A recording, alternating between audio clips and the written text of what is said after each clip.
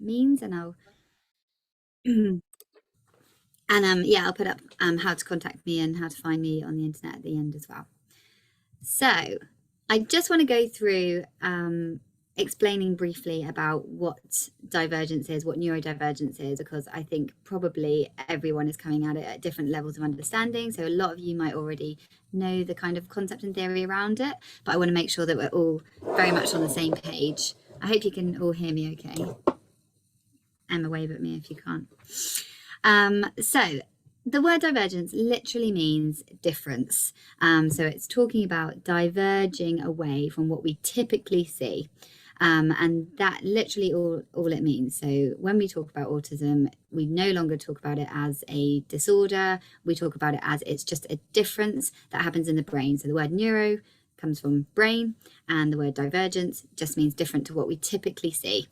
And there's nothing wrong with that. So the metaphor that I would like to share with you is one about giraffes, if you'll allow me to segue into giraffes.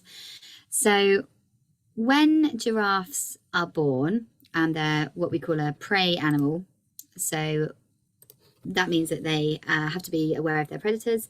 And so a giraffe, when it's very, very young, literally within hours of being born, it can stand up and walk around. Very, very useful for prey creatures because it means that they can stay with the herd and escape the predators. Now, that would have been something that evolved, you know, millions of years ago. Whenever giraffes first roamed the earth, there would have been a process of giraffes being born who could stand up slightly quicker than the other baby giraffes being born, and those are the ones that were more likely to survive and reproduce and pass on their genes. Now, there's not one gene for being a giraffe that can stand up early. It's a combination of many factors. You know, there'll be muscle density, there'll be bone density, there'll be, you know, weight to flexibility ratio. There'll be all kinds of really technical things that will relate to how early a giraffe can stand up. But that specific combination of having things come together for a giraffe to be able to stand up earlier happened to happen. And then those are the giraffes that ended up surviving and reproducing. So what we see now in our modern day giraffes is that giraffes, generally speaking, can get up really early on. So if we see a giraffe that is born and it's not necessarily standing up straight away, we would consider that giraffe to be divergent. Now, there's nothing wrong with that giraffe. It's just that it doesn't particularly have that specific combination of gene and muscle and everything factors that means that it can get up and run away really quickly. And actually, if you found that you studied giraffes in captivity, you would find that that early getting upness would kind of be less of a prominent feature as the giraffes in captivity were then growing up and reproducing, because they're all equally likely to be surviving and reproducing because they no longer have that predator factor when they're in captivity. So I want you to kind of relate that theory to neurodivergence. So our neurodivergent children are different to what we see typically, and that's because millions of years ago we kind of shared this genetic combination of genetic factors that meant that we were born with this innate instinct to interact with the human beings around us. And so the ones who were interacting and paying closest attention to the ones around us were therefore more likely to be kept safe by the group because they weren't wandering off, and therefore more likely to survive and reproduce. So thousands and thousands and thousands of years later, we find ourselves in a society where most of us are born with this absolutely combination of many, many different factors that means that we're really, really closely interested in and interacting with the humans around us. And the ones that are not necessarily born with that combination of factors, we would see as divergent or different. Okay, so there's nothing wrong with them. Just like the baby giraffes, they all grow up to be completely healthy, normal giraffes. It's just that when it comes to neurodivergence, that's all that we're seeing. So these children are not necessarily being born with that. Interaction is the most important thing. Okay, so that means that, okay, what does that mean about our neurotypical children then? What makes them neurotypical? What are they doing that our neurodivergent children are not necessarily doing? So another metaphor that I want to introduce is the idea of a department store. So I'm sure you've all been in a department store before, and you know, you've got lots of different sections. So you've got your winter wear, you've got your formal wear, you've got your pajamas, you've got your shoes and socks and jeans. And when you enter that department store in real life, we think, oh, what am I looking for? Or where am I going to go? Or what's caught my attention? Now, if you think about a neurotypical child entering the world, so this little person, they're just being born into the world, a neurotypical child is most interested in the human beings in the environment. So in a department store metaphor, that would be they look around and they find the jeans section and they head there and they just set up camp. And then they're not distracted by anything else. They're just like, what kind of jeans are there? I want to spend all my time in this denim section. I want to know all about the different types of jeans. And so they really, really quickly start to learn everything about jeans, and they can really quickly see the difference between, oh, these are distressed denim and this is bootcut denim, these are jean shorts, this is a jean skirt, and they just know all about the jeans. So that's the equivalent with interaction. They're most interested in the human beings in their environment, and they can trace that back to even before babies are born. They'll play different sounds to a developing fetus. And the ones who already have neurodivergence and autism in their family, so parents or siblings who are autistic, those fetuses will respond the same to all noise stimuli. So their heart rates will respond to birdsong, to traffic noise, to computer noise, to people talking, to people laughing, and they'll just be interested in everything, which is, it's really cool. Whereas your neurotypical children, so the ones without any family members who are autistic, you'll hear, even in the womb, a much stronger heart rate associated with social stimuli. So people's voices, laughing, talking, the heart rate will increase, whereas it will be lower when it comes to all the different noises. So even before they're born, they're absolutely hardwired to the interaction. The social thing in the room is the most important thing, and the thing that I'm going to pay attention to and look out for. Whereas in the department store metaphor, when a neurodivergent child enters their department store, everything is up for grabs. So, are they going to be interested in the PJ section? Are they going to be interested in the winter wear? Are they just going to have a little roam around and look at everything? Are they going to spend a bit of time looking at the accessories and then move on to formal wear? It's so lovely and it's so refreshing. And that's why we see this absolutely huge spectrum of autism, where they have, when you've met one autistic person, you've met one autistic person, because they are all so different and so lovely. They all have this wonderful different combination of interests, of skills, of talents, whereas neurotypical folk tend to always be very, very skilled in communication, very, very skilled in interaction, and everything else kind of suffers as a result. But that is just the typical thing we tend to see. We tend to see that babies are born interested in interaction, therefore they develop their communication skills faster than everything else. And then so we're looking at people, we're looking at children through this very, very, very narrow lens of how much are they communicating compared to their peers. Whereas I like to look at autistic children and I like to think, right, communication is not necessarily on top for them at the moment. It's not the first thing that they're interested in developing. That's okay. Look at all the other things that they can do. They have amazing skills in this area. They have amazing skills in that area. We can teach them communication. It's not a problem. So the way that we want to be the way that we obviously want our children to be able to communicate, because we live in a society that prioritizes communication above everything else, because it's what we've always been obsessed with. So therefore, if we want our children to be able to communicate, and we do, and all children have some ability to communicate, but if we want them to, really, really progress with their communication skills, we just have to figure out the way to make that gene section, so the communication section, much bigger, much more appealing, really make it so that it really sucks them in, and so that they want to spend a lot of time there. We also want them to spend time in their other areas of interest as well, motor skills, computing, problem solving, mathematics, all the different things that they're interested in. But you're all here because you're interested in making your gene section bigger, more appealing, and I can definitely show you today how you can do that. Okay. I feel bad just talking at you all, because normally I would stop and ask if everyone's okay, but I understand we're saving questions till the end, so I'm just psyching myself up about that. All right, but yeah, you've got the chat if you want to ask questions, and Emma can have a look at that.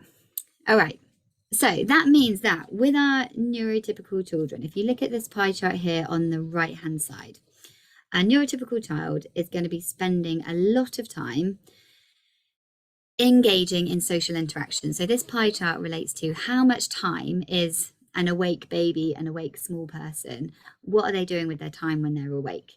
and they're not, having their basic needs met, eating and pooping. So what are they doing in their free time?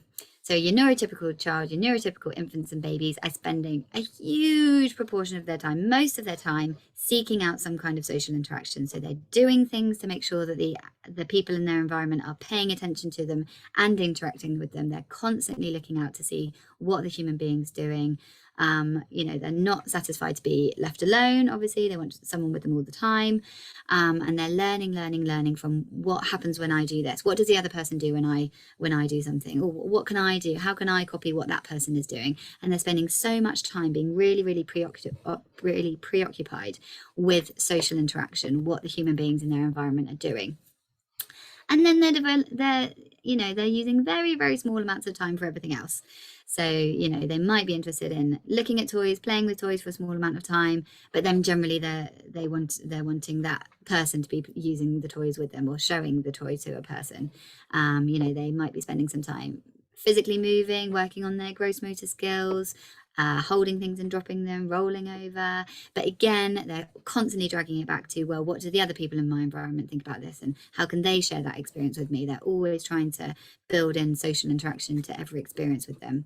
They might be looking at pattern and order and what patterns that they can see in their environment. But again, it's much, much, much smaller amounts of time compared to how much time they're spending being interested in social interaction. Whereas neurodivergent, the pie chart on the left, and this is one example of something that they might be doing. So this might be a child or an infant or a baby who spends a very reasonable amount of time being interested in what the social beings in their environment are doing. Also a very reasonable amount of time looking at toys and objects and being interested in exploring those small fine motor skills. Also a lot of time being really interested in their sensory environment. So paying attention to what happens in their body when things happen. How does it feel when I put my hand in this, or what happens in my body when I feel cold? Really paying attention to their own internal environment. Tech and electronics, they might have a real interest in that, but you can see it's a lot more spread out. So their social interaction section is not as big as ours as neurotypicals, whereas a neurotypical is spending all of their time, most of their time, just being interested in engaging with others. So that's what a neurodivergent child might be interested in, and I'll show you lots of different examples of pie charts as well. But what that leads to is skills in all of these different areas. So because your neurotypicals on the right hand side have been spending most of their time interacting with the people in their environment, what we see is that their communication skills develop really, really fast, and that is their biggest and most salient feature. So that's why we see tiny babies, and before they can even lift their head up, before they can even sit, we're seeing that they have communication skills of emerging, smiling, laughing, pointing, clapping. All of these things can happen so early, like mind-bogglingly early, when you think about what they're not able to do. They're not able to sit, they're not able to hold their heads, they're not able to do anything for themselves. But these communication skills are so finely tuned from an early age. It is absolutely staggering. And we're led to believe that, babies all develop their skills at the same rate. They develop their communication skills in line with their motor skills, and that's absolutely not true. It's a load of rubbish. I don't know why anyone would tell someone that, but no, their communication skills develop first compared to everything else, because that's what they're spending most of their time working on. Neurotypicals. Whereas your neurodivergent, yes, their communication skills are developing. You can see there, they've definitely got communication skills. They're absolutely in there. But look at their problem solving skills. Look how much more advanced their problem solving skills are compared to the neurotypical. Okay, much bigger. I always see autistic children who have these amazing problem solving skills. They're able to drag chairs up, climb on things, turn taps on and off, open doors, work locks. I'm like, this is staggering. It's absolutely inspirational. Whereas for neurotypicals, we don't expect them to be able to do that until they're way older, 3, 4, 5. So, I'm always looking out for what can an autistic child do? What have they been spending their time doing? Because that's what's leading into the skills in that particular area. I can tell you so many autistic children who have these maths abilities from a really early age, recognizing number, being able to count, really understanding concepts in maths that we wouldn't expect for years for our neurotypicals. Fine motor skills, gross motor skills, everything, whatever they're interested in, that's the skill that's going to be developing for them. But for our neurotypicals, it's all bunched up in this tiny little area because we're so distracted by communication. So here's some more examples of what your particular neurodivergent child's profile might look like. And, you know, if you've got a pen or paper handy, I'd really encourage you to just have a little scribble now, draw yourself a pie chart and draw yourself what your child's pie chart looks like. You know, where are their biggest areas of skills? What have they not been spending so much time doing? I'm guessing for most of you, their communication section will be one of the smaller ones. It's still there. Everyone has a communication section, but it might be a little bit smaller on your child's pie chart just because they haven't been paying attention to communication and interaction in comparison to what they're interested in other areas. So this little one on the far left, so they're still neurodivergent. Look, they've got their communication is still their most, their most developed skill. It's the biggest part of their pie chart, but it doesn't take up the full 3/4 that the neurotypicals does. So they also have much, much more finely tuned problem solving skills compared to our neurotypicals, and much, much better understanding of maths.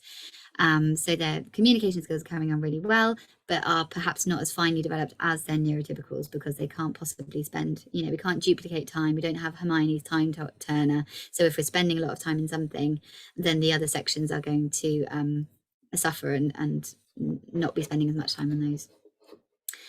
This little one in the middle, we would probably see them having maybe communication difficulties. Maybe their parents would be a little bit worried because they're not talking by a particular age, because they haven't been spending that much time in communication, and so that part of the pie chart is quite small.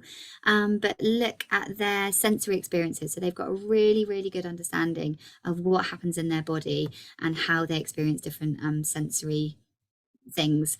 So we might see that they have very strong preferences for certain foods, textures, tastes, temperatures, fabrics. They really, really are tuned in as to what happens in these different sensory environments and what they like and what they don't like.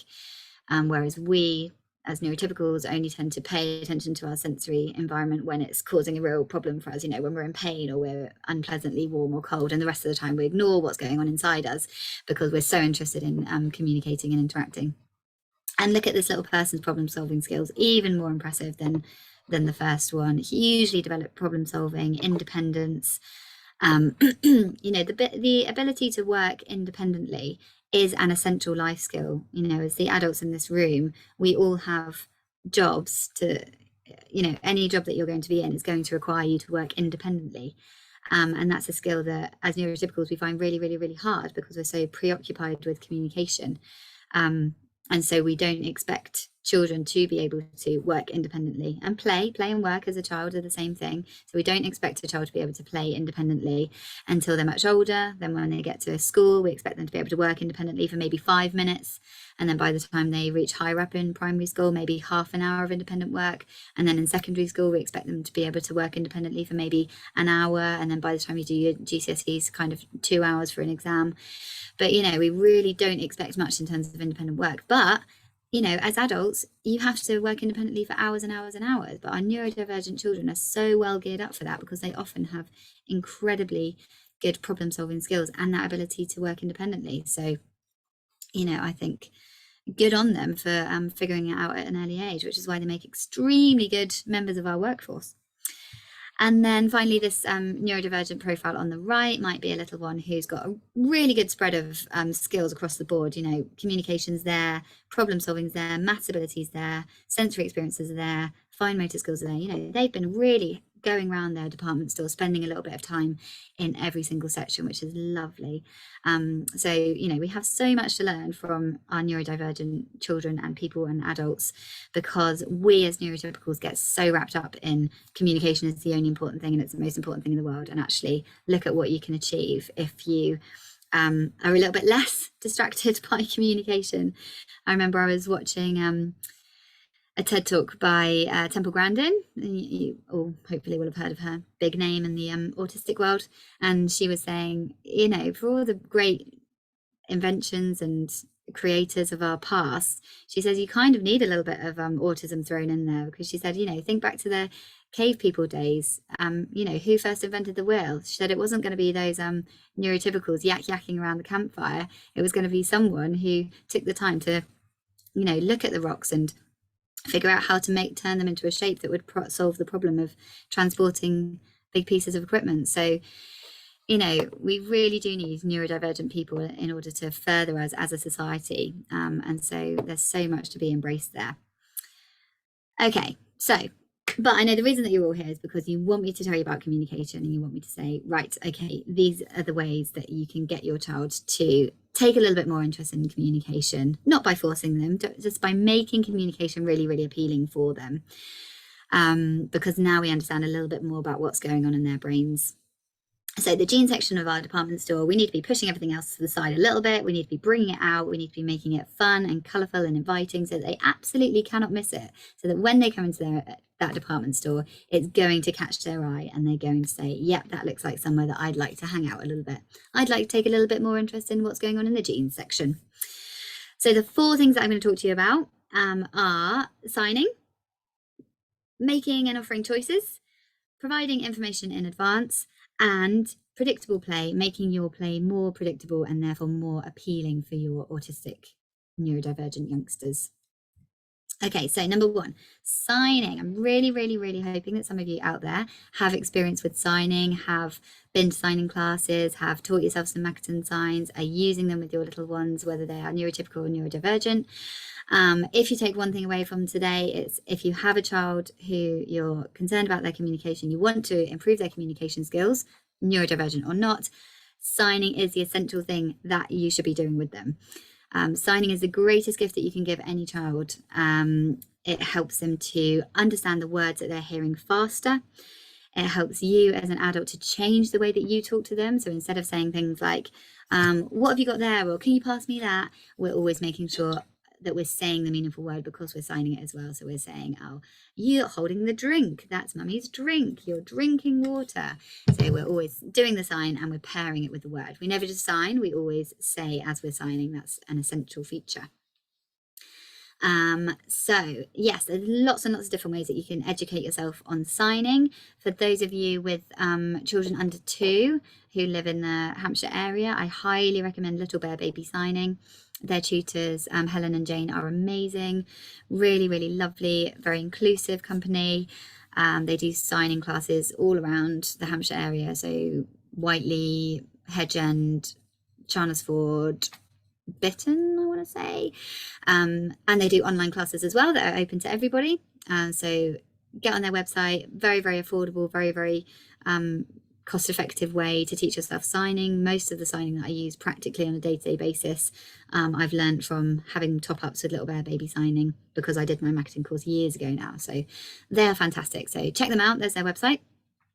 There is the Makaton charity website if you've come across them before. So Makaton is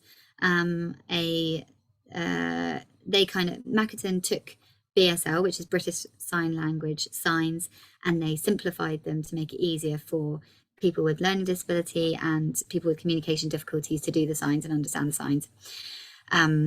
So they do have like training options on their website. They're a little bit more expensive. They do require a little bit more time commitment because I think they pair you up with a tutor and you have to attend virtual classes. So if it's something that you're really, really enthusiastic about and you want to go down the Makaton route, that's great, and there are ways that you can do that and they'll support you through that, but you don't need to invest all that money if you don't want to, because there are other options as well. I made a video about signing and introducing you to some simple signs, and with my little one when she was about, I don't know, maybe 14 months, showing her signing skills. So I think Emma said she was going to email out the slides. So on your handouts, you'll be able to click on each of those symbols there and it will take you to the website. So, or if you just go onto YouTube and look up Talking Lab, then you'll be able to see my channel and my videos. But yeah, so signing helps children, people, adults, anyone, if you've got a 25-year-old autistic person who's not yet talking, signing is still going to help them. So helps them understand the words faster, helps them to use the words faster. So all the research shows that signing does not prevent people talking, does not mean that they will sign and they won't talk. Babies who sign become faster talkers. All the evidence shows that. I've got experience of that with both of my little ones. They signed from an early age. They talked really, really early. Signing was just a valuable part of that process for them. And when they do start talking, obviously they don't go from not saying anything to suddenly being able to say really, really clear words. So when they first start talking, their words will sound very, very different from how we say those words as adults. But if they're doing the sign alongside, then you'll never be in any doubt of what they're talking about. So with my little one, when she was first learning to talk, and I put her in the car and I strapped her into a car seat, and she was looking at me and she was going, bot, bot, bot. And I was like, I don't know what bot is. What are you talking about? Are you talking about a bottle? Are you talking about a box? I'm not sure. But she was doing this, and I thought, right, well, this is a sign for strawberry. She's unlikely to be talking about a strawberry at this moment. This is a sign for fox. It's the long pointy nose of the fox. I bet she's talking about a fox. And I looked in the back of the car, and there was a big mountain of soft toys, and I thought, there's got to be a fox there. And I did. I rifled through. I found the fox, and I gave it to her, and she was happy as Larry, because as I was putting her in the car, she'd looked at the fox, she'd spied the fox, she was desperately trying to tell me that she wanted the fox. I wasn't understanding what she was saying, but I gave her the fox and she was happy. Whereas had she not been able to sign to me, I would have been like, don't know what you want, strap her in the car. She would have been very, very sad all the rest of the car journey. So Little Bear's motto is more sign, less whine, and it's absolutely true. So do signing, do it, integrate it throughout your daily life. It's so much fun. It's so, so, so worth it. You do have to keep going to get them to the point where they can sign back.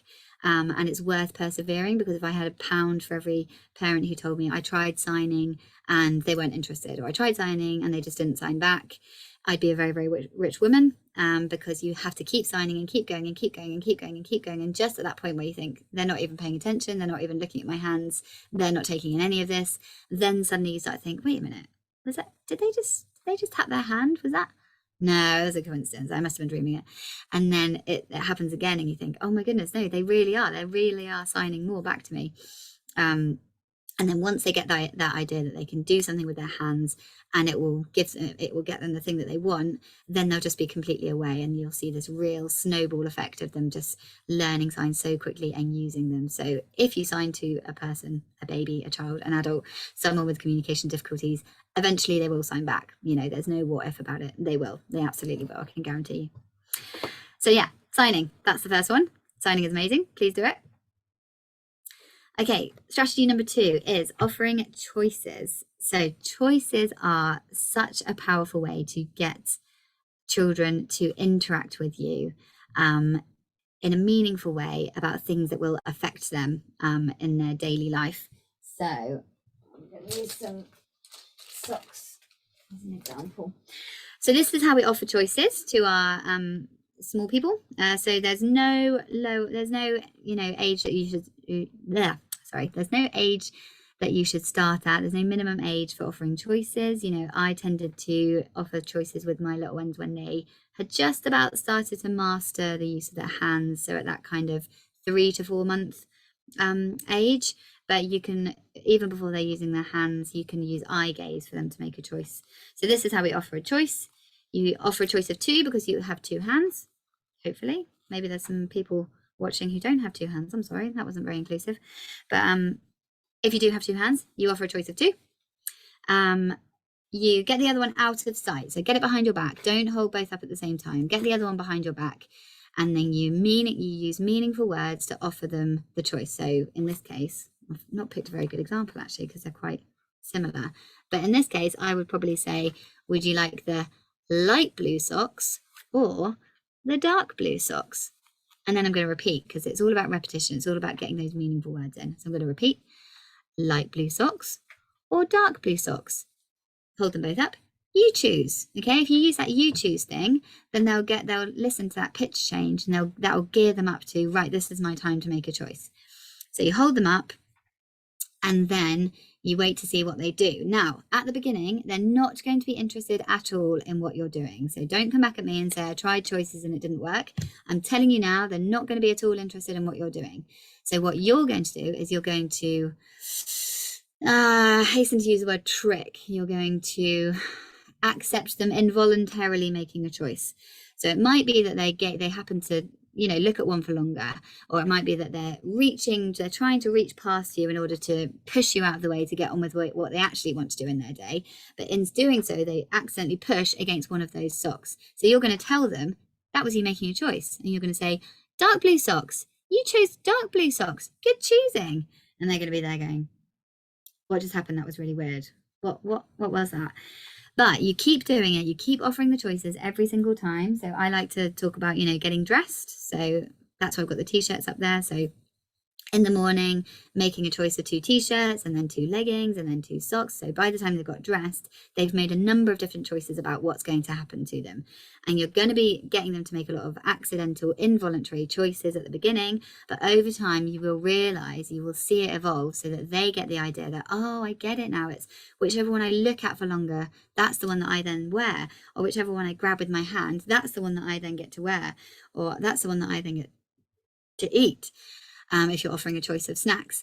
And then you'll notice that it's not just a randomly grabbing for one. They'll actually look at both options and make a really considered choice as to which one they're going to grab. So choices are amazing because it's an opportunity for you to put in those meaningful words. So we never offer a choice like this. We never say, do you want these ones or these ones? We never say, do you want these socks or these socks? We always use the meaningful words. So do you want to read the Winnie the Pooh book or Hungry Caterpillar? Do you want to eat an apple or an orange? Shall we wear your pink trainers or your blue wellies? So everything can be made into a choice. And the more choices they're making throughout their day, the faster they're working on their language development, and the faster you're then going to see them using their voice, using their signs, using their words to make an actual choice, even though it doesn't feel it. It doesn't feel like offering a choice to a child is having a positive impact on them being able to talk back to me, because I'm not asking them to do anything. I'm just asking them to choose. But it is. Choices is amazing. So I like to recommend to my clients that they encourage their children to make 10 choices a day, absolute minimum. If you followed me around and saw how I interact with my children, mine would probably be making upwards of 30 a day, I would say. The more choices they can be making, the faster you're going to see that communication develop. Also, side tip, you get much better buy-in if you can turn it into a choice. If you're not already doing this, then I recommend turning everything into a choice, because you just get much better buy-in. So for example, with my little one, she's coming up 2, and she vomited in her bed the other night. I had sickle in her hair, so me and my husband were there, and she was sitting on the toilet, and we were trying to talk her into getting into the bath so that we could wash all this vomit out of her hair. And I said to her, right, should we get you in the bath then? And she said, no. And I said, okay then. I said, right. And we talked about something else briefly, and then I said, right, okay. Would you like to climb in the bath all by yourself, or would you like mummy to help you? And she said, all by myself. And then I was like, okay, that's fine. I'll get your step and we'll get you in the bath. So, when I went in with the no choice, with the, shall we get in the bath? That was an easy no for her. Absolutely not. But because I turned it into a choice situation, okay, I've decided you're getting in the bath, but how would you like to get in the bath? Then she makes that choice, and then she'd feel a bit silly then if she then turns around and goes, oh, I said all by myself, but I'm not actually going to get in the bath. So she followed through and she got in the bath, no questions asked. So generally speaking, every single situation, you can find a way to turn it into a choice. And then, you're going to get much better buy-in. So things that they really don't like doing, or, being strapped into their car seat, to find a way to add an element of choice in there. So, okay, when we get in your car seat, would you like to hold your unicorn toy, or would you like to play with your, I don't know, speaker book or something? Unicorn toy or speaker book, you choose. And then they're like, oh, okay, I'll choose this. And then there you go, I'm already being strapped into my car seat, and it's not that bad. So choices. Minimum 10 a day. The more choices you can offer, the faster we're going to see that communication develop, even at that very, very, very pre-verbal stage. But you have to believe that you've got to keep going, offering those choices and making those accidental, involuntary choices to get them into the idea of, how do I make a choice? And, oh, I get it now. That's what happens when I look at something for longer or grab it. I then get the thing that I grabbed. So don't expect it to happen overnight, but keep going, because it will happen. Okay.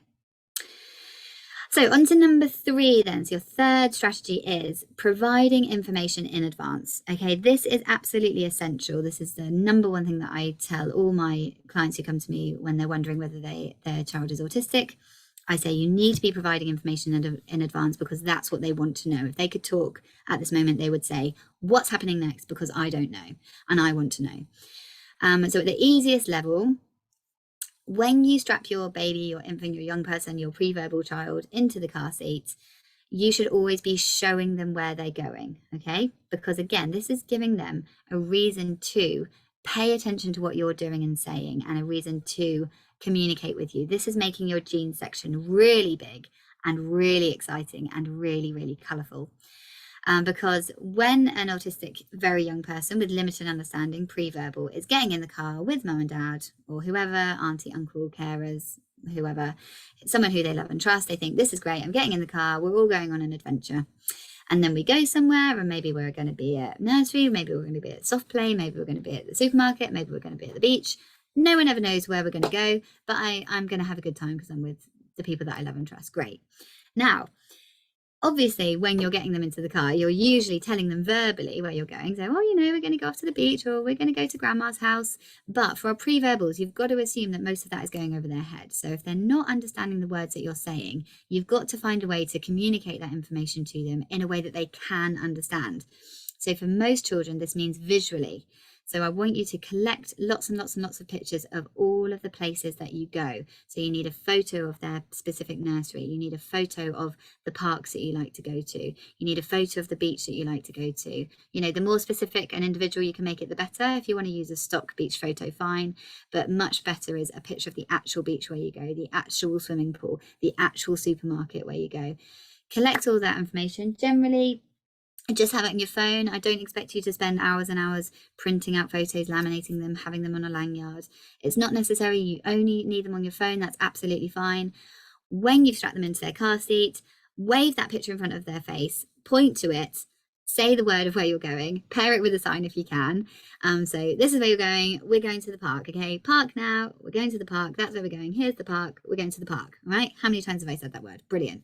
Now, at the beginning, again, they're not going to pay the blindest bit of attention to you. They are not going to be interested whatsoever in this picture that you're showing them, okay? I'm telling you now, don't come back and say they weren't interested, because I'm telling you they're not going to be interested.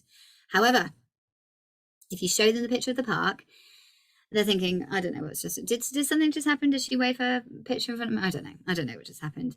And then they get out, and lo and behold, they're at the park. Something in them is going to go, that was really weird. What just happened there?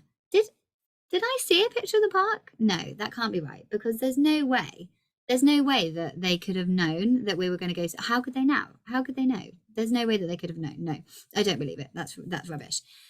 Then you've had a lovely time at the park. You're getting them back in their seat. You're going to show them another picture. You're going to show them a picture of your home, the front of your house. And this time you're saying, right, we're going home now. It's time to go home. Home. We're going home. Home time. Okay. And now they're thinking, oh, okay, they were showing me a picture.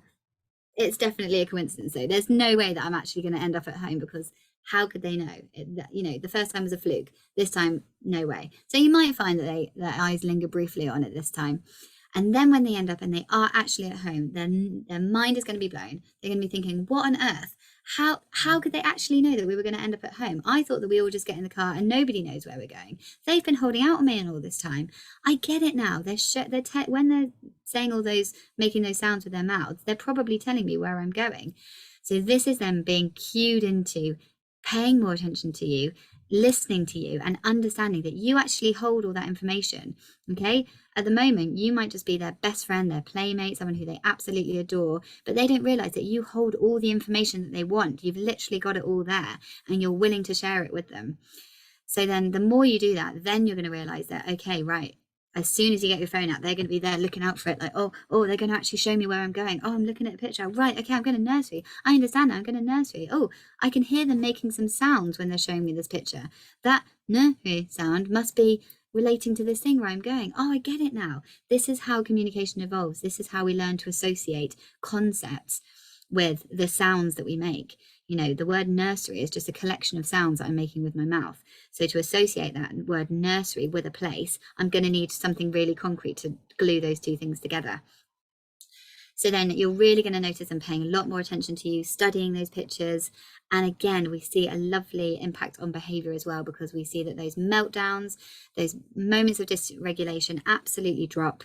Because when you get in the car and you go somewhere, I've had, I couldn't tell you how many clients will tell me, sometimes we go there and they're really happy. Sometimes we go there and as soon as we open the car door and show them where we are, they just really become dysregulated, huge meltdown, loads and loads of effort is needed to regulate them again, because they had in their head that they were going somewhere different, or they just weren't expecting to see what they were going to see. Whereas if they always have that information in advance, they understand what's coming up, they've got that expectation in their head, they don't have to have any moment of panic or where am I, or this wasn't where I thought I was going, because they're on the same page as you the whole time. And so, you know, I had a family come back recently and say, this has absolutely changed my life. They say, we print out loads of photos. You know, he used to get so upset going to a new soft play, but now I go on the website and I get pictures of the specific soft play and I print them out and I sit next to him the whole car journey and I show him where we're going and I show him the pictures of the soft play. And every single time now he gets out and he's so delighted and he runs straight in. And I'm just like, yay, hallelujah. So this one can absolutely change your life. So yeah, do it every time you go somewhere in the car, because that's the easy one to start with, because hopefully you'll tune into, as I'm strapping them in their car seat, right, I need to be able to show them where I'm going. So get used to doing that. But then if you can, generalize it out to everything as well. So as much information that you can show them in advance as to what's happening next, they're going to be really thankful for you. Yet that's going to have a positive impact on both their communication and their behavior and their regulation and anxiety. So that's why signing is so fantastic, because with your little ones, you know, you can always show them what's the next thing that's going to happen. So when you go in the morning, you say, good morning, it's morning time, we're going to change your nappy, the sign for nappy, tap your hips. We're going to brush our teeth, we're going to have some breakfast. So giving them that information in advance reduces the uncertainty, and really puts them in that happy place and that, wow, I feel so much better. I love being able to know what's going on next, tuning into you, realizing how valuable communication is and how much they want to be there. And then, okay, I think I'm going to spend a little bit more time in this gene section. I think I'm going to pay a little bit more attention to what the noises and the sounds and what people are doing with their hands around me, because I'm interested in what happens next. All of us want to know what happens next. You know, if I put you in the car and just chucked you in the car and started driving, you'd be terrified. You'd be saying, well, how far away are we going? You know, I've got to make dinner tonight. I don't have anything with me. I don't have any money for lunch. I don't have a change of clothes. Are we going somewhere overnight? You know, you'd be so dysregulated. So we should never be putting our children in that situation. We should always be doing everything that we can to make sure they understand what's happening next. So information in advance is essential. Okay, and then the last one, if you're still with me, thank you so much. The last bit is predictable play. Okay, this is really, really essential for our neurodivergent, our autistic children, because neurodivergent children unfortunately have to live in our world. Remember, we are a bunch of neurotypicals who created this crazy society where everything is geared up towards communication and interaction, and we care very little about everything else. So them having to live in our world that wouldn't necessarily be the way that they would design a world causes them real, you know, anxiety, because we're so chaotic. We tend to all be obsessed with the same thing, which is communication. We set up our society to be very, very busy, fast-paced, lots and lots of change, lots of dynamism, and so that causes them to seek out predictability. So what our neurodivergent children are doing generally is looking for ways to regulate themselves and make themselves feel safe. So that's why we tend to see our neurodivergent children engaging in a lot of repetitive play, a lot of, you know, seeking out order and pattern, doing the same thing over and over again, stimming, so doing repetitive movements with their hands, with their body, spinning, walking on their tiptoes to feel that sensory experience of being on their toes. That's what they're seeking out, repetitive movements and repetitive activities to make them feel safe. Whereas we as neurotypicals, we tend to like to play in a very different way. So when we think about playing with children, we tend to think about something like, oh, I've got this new toy I want to show them, and come and have a look and see how it works. And oh, it's a play kitchen, and let's cut up some fruit and veg, and let's pretend that we're having a tea party. And, you know, we like it to be very spontaneous, very dynamic, very changeable. And we tend to get a little bit bored with repetitive play. So we know that our children, our neurodivergent children, our autistic children, are not necessarily going to be able to jump over to our side of the bridge, where we like things to be dynamic and fluid and changeable and different and excitable. They're not going to suddenly think, oh yeah, that sounds like a much better way to play. I think I'll play like that.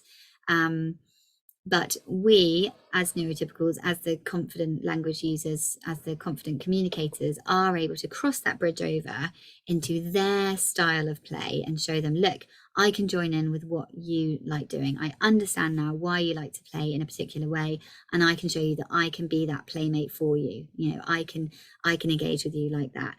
I'm sure all of you have experiences of trying to engage your neurodivergent child in play and being rejected, you know, them showing you that you're not doing it right, you're not playing in the right way, or getting up and moving away, or just getting upset and snatching that toy back, you know, really clear messages of you're not playing with me in the right way. That's not them saying, I don't want to play with you. They absolutely do want to play with you, but that's them showing you you're not playing in the right way, you're not playing in my style of play. And so we're therefore going to cross the bridge to show them, look, I can play in the predictable way that makes you feel safe. And then very small amounts at a time, we're going to lead them over the bridge to show them that we can still play in a way that you like. We can be safe, we can be repetitive, we can be predictable, but we can add in a tiny bit of change and it can still be fun. Okay, that's the message that you want to keep showing them and yourself. A tiny little bit of something different can still be enjoyable, can still be fun, you can still stay really safe. Because if we show them that the change can still be good, you're setting them up really, really nicely for being able to flourish in our crazy society, because we do, you know, change is everywhere, dynamism is everywhere. So the more that they can cope with change and see that they can cope with change and it can still be okay, they're going to be much better able to navigate our complicated, very changeable world. And it also helps with all the problem solving parts of the brain as well, forming new neural connections when they're engaging in something that requires them to change and do something a bit more flexible. So this is how you do it. That's why we're doing it, why the predictable play is so important. And this is the 3-step process of how to do it. So first of all, I want you to find the pattern in whatever your neurodivergent child is doing. And there will always be a pattern because that's how they like to play. So in this example, this boy might be making a pattern of putting the sand in, patting it down in the cup and then tipping it out and making a sandcastle. Or it might be that he's scooping the sand and pouring it out and scooping the sand and pouring it out. But he's doing something that has a pattern. This little one might be banging the blocks together. Or she might be stacking them one on top of each other, but again, she's going to be doing something that has a pattern. This little one is leaping off the wall into Grandad's arms, and again, that's a pattern that he's doing. He's going to climb up on the wall and leap off, and Grandad's going to catch him, and then he's going to scramble up again and leap off again, and then Grandad's going to catch him. So he's made that pattern of a very physical behavior that's interactive already with another adult, which is amazing. And this little girl running might be playing in a pattern of running around. She might be running from side to side. She might be running around in a circle. She might be running and hitting the wall and running back and hitting the other wall. So whatever you do, whatever they're doing, look at what they're doing, take some time to observe them, and then figure out what pattern it is that they have created in their play.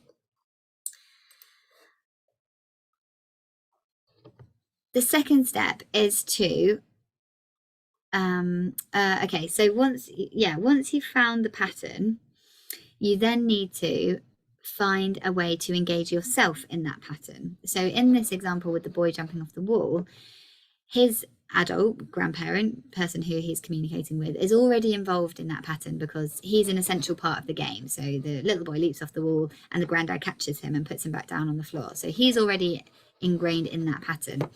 With this little boy with the sand, you're going to need to find a way to bring yourself into that pattern. So it doesn't just count if you're just sat next to him, just talking to him or observing what he's doing. You need to find a way to really get involved so that that pattern kind of relies on you in some way. You're an essential component of that play. So depending on what he'll let you do at the time, and remember, it'll be different for every child and it will be different in every situation. So something that he lets you do one day, he might not let you do the next day.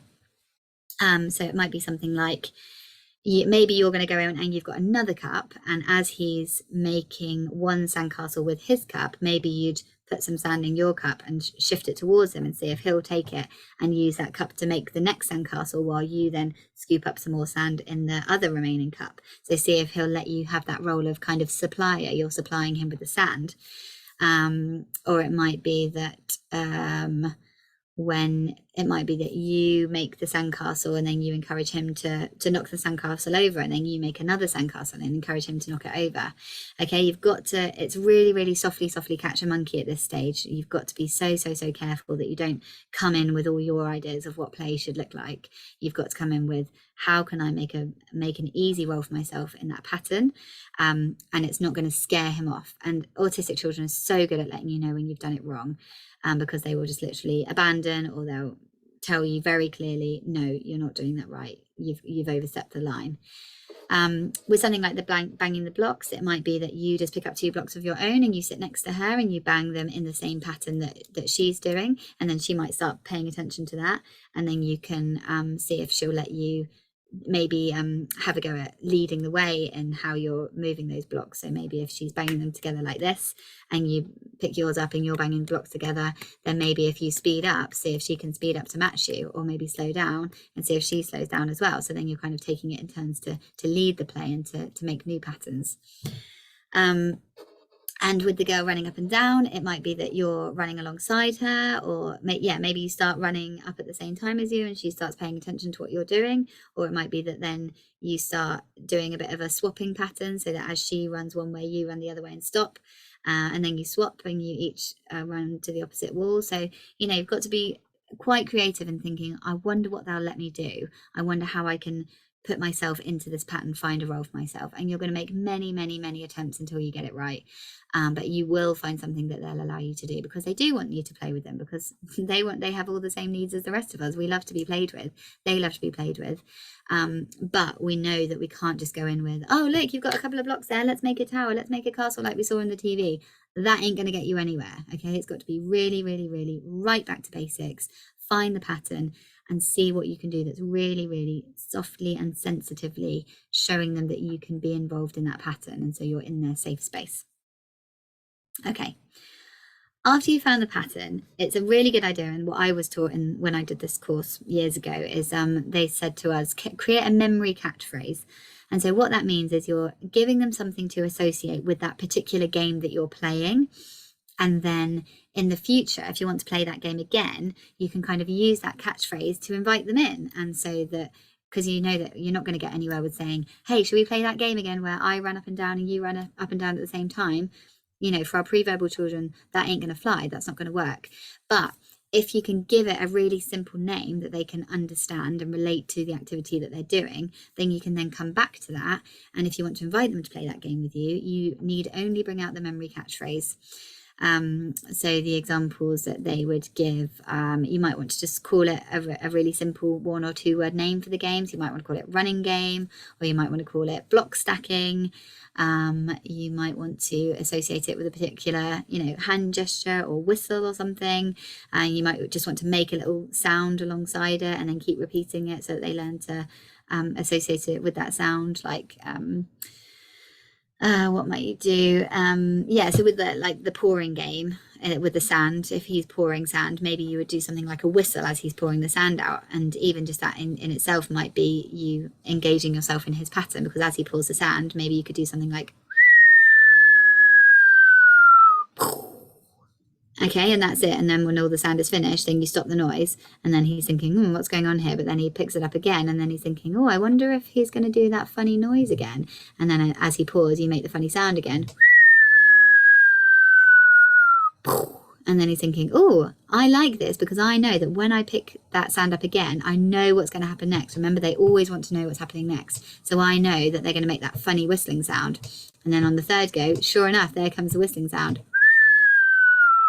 So the whistling sound in itself is the catchphrase for that particular game. You don't need to give it another name on top of it. You can just, if he was playing in the future and you did that sound, he would instantly know, okay, that's what happened when we were in the sand pit. And maybe he'd run over to the sand pit because he'd be excited to play that game again with you. So it doesn't matter what it is, but just give them something that they can use to recognize that game, that particular activity that you're playing or doing. You might have some questions around this, and that's absolutely fine. We'll cover them at the end. Okay. Right, so that's the first step. So the step 1 was you found the pattern and you involved yourself in that pattern. You did something to get you into that game, and they allowed you to stay and have a role in that game.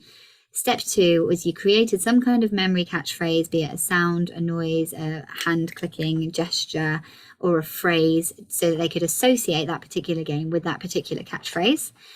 And step 3 is you're going to be adding variation into that game. Because remember, if we just keep doing it the same over and over again, we're not making any new connections, and we're not necessarily showing them that change can be fun and change can be enjoyable. So what you want to do is you want to add in a tiny bit of variation, and then they'll be thinking, well, hang on, I didn't want to make that particular change. I just wanted to keep it all the same. But then, you know, you're still there, you're still being predictable, they're still having a good time. And then they think, oh, okay, actually, yeah, I can cope with that small amount of change and I'm still having a good time. And then you can show them how you can evolve that game into much more complex than it already is.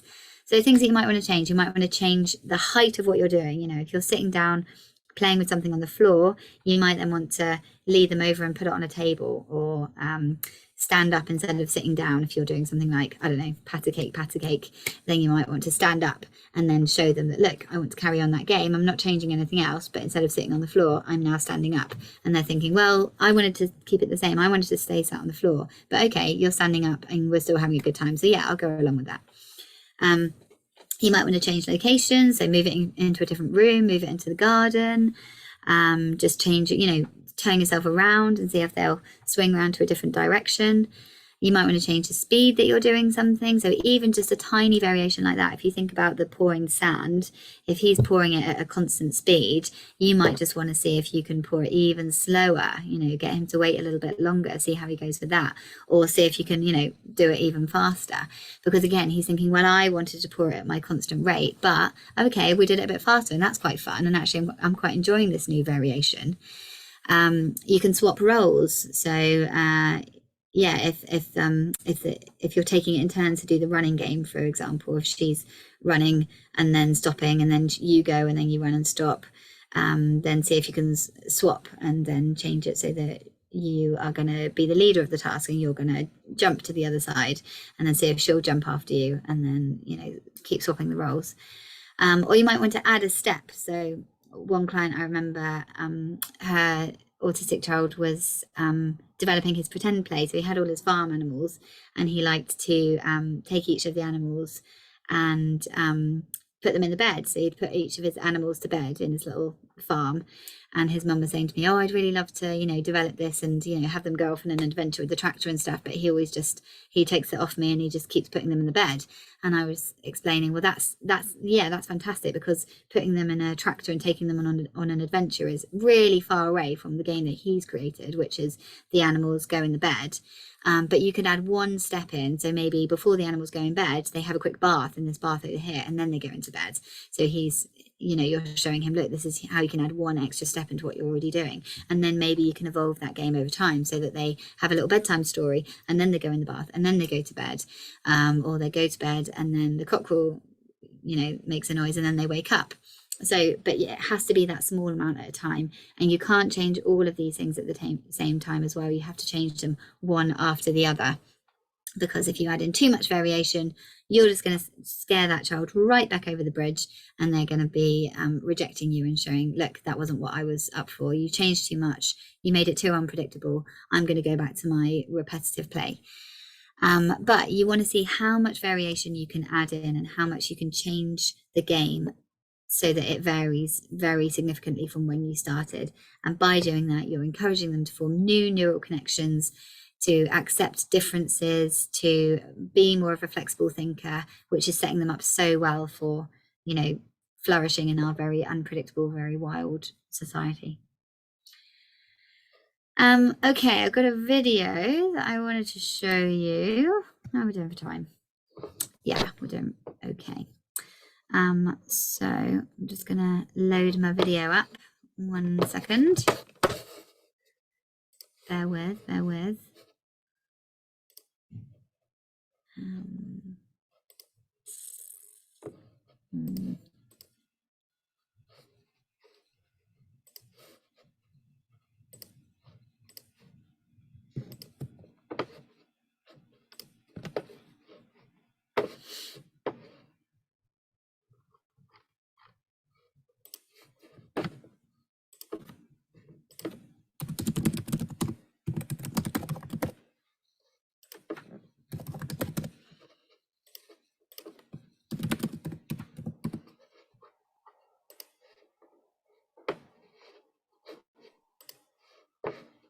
whilst Lucy's sorting that, I'll just fill you in.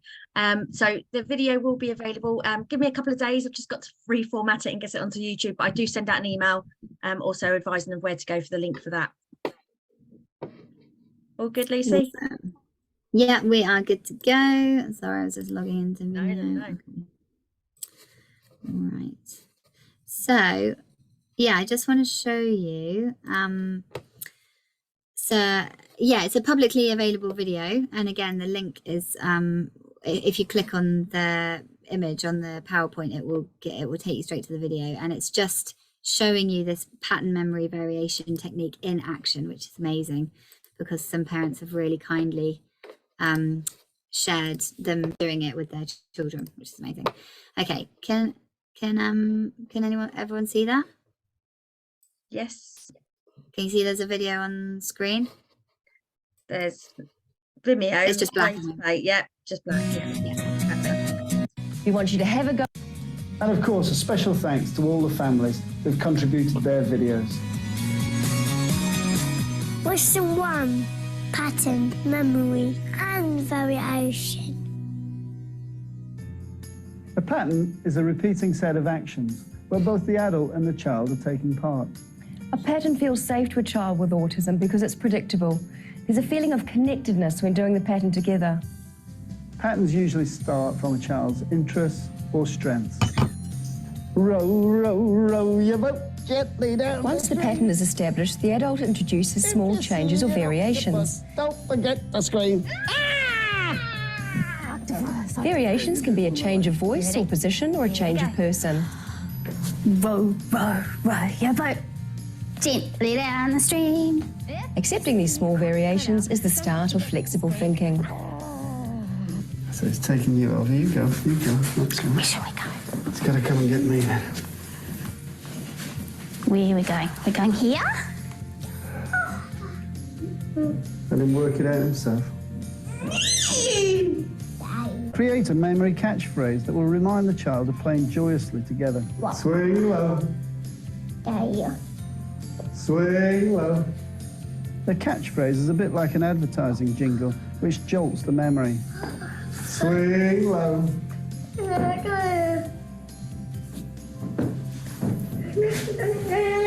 Swing low. Swing low. Oh, you come for the memory catchphrase. Well, where's Mommy? It helps us reconnect rather than starting with the dark alley all over again. Finish on a high. Always leave them wanting more. Here are 2 clips that demonstrate pattern, memory and variation. Dad and Gabriel are playing the cushion bite game. They're both doing the same thing at the same time. There are lots of natural variations with movement, and a bigger change is when Mum takes over from Dad.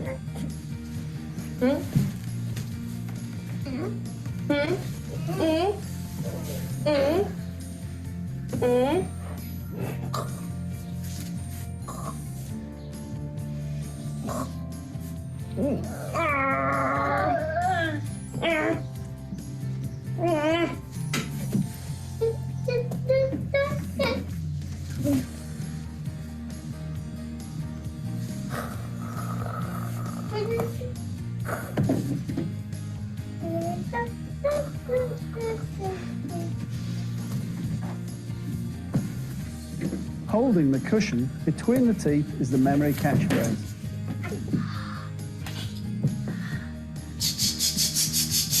Mum and Dylan are playing the washing machine game. They have different parts to play.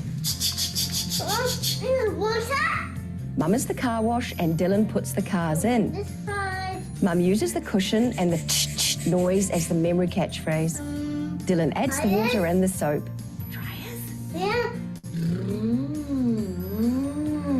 Eventually, he puts himself in for a wash. Clean. After we got the... Okay. Right. Yeah, so that was really nice. Just seeing, yeah, some different examples of how you can use that pattern memory and variation. Did I have anything else on my PowerPoint? Yeah, because you can see what those parents did, you know, so they were finding patterns that weren't necessarily what you and I would consider to be play, but